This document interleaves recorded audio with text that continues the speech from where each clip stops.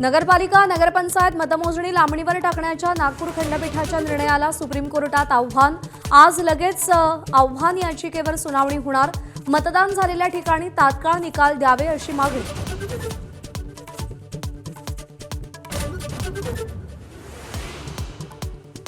भारत दौऱ्यावर आलेल्या पुतीन यांच्यासाठी आजचा दिवस बिझी। दुपारी 12 वाजता गार्ड ऑफ ऑनर आणि त्यानंतर द्विपक्षीय चर्चा। संध्याकाळी राष्ट्रपती भवनात खास डिनर।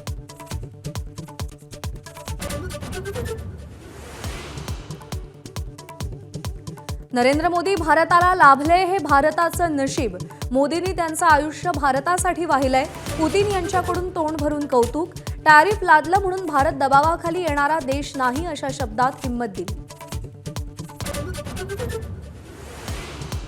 राज्यातल्या शिक्षकांचं आज शाळा बंद आंदोलन। 80,000हून अधिक शाळांचे लाखो शिक्षक आंदोलनात भाग घेणार। टीईटी परीक्षेची सक्ती आणि 2024ची संच मान्यता रद्द करा अशा मागण्या।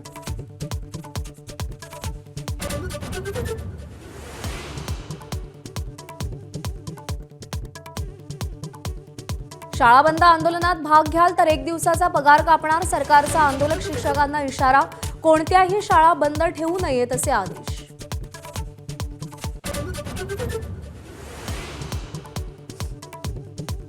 राज्यातल्या महायुती सरकारला आज 1 वर्ष पूर्ण। आरक्षण, अतिवृष्टी आणि लाडकी बहीण वर्षभर चर्चेत राहिले।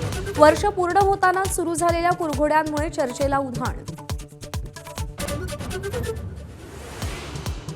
मुंबई महापालिकेनं पडताळणी केलेल्या 80,000 डुप्लिकेट मतदारांमध्ये फक्त 10 ते 12% दुवार मतदार।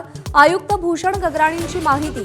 11 लाख डुप्लिकेट मतदारांमध्ये सुद्धा सगळेच डुप्लिकेट नसावेत असाही दावा।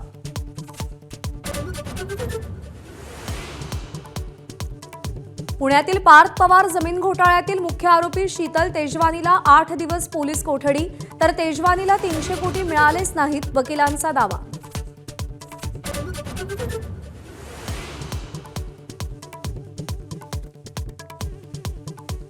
अजित पवारांचे पुत्र जय पवारांच्या शाही लग्नाचे सूर बहारीनमध्ये घुमण्यास सुरुवात। आज हळदीचा कार्यक्रम, तर शरद पवार सुप्रिया सुळे लग्नाला जाणार नसल्याची माहिती।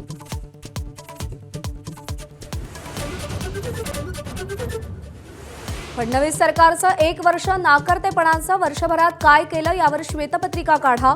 विजय वडेट्टीवारांचं सरकारला आव्हान।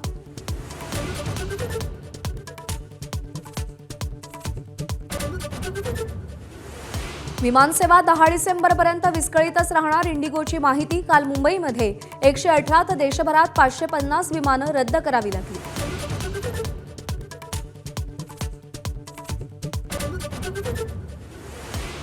नागपूरमध्ये तरुणाचा संशयास्पद मृत्यू। मैत्रीणही रक्तबंबाळ अवस्थेत सापडली।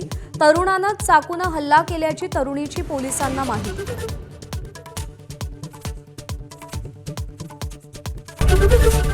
एबीपी माझा, उघडा डोळे बघा नीट।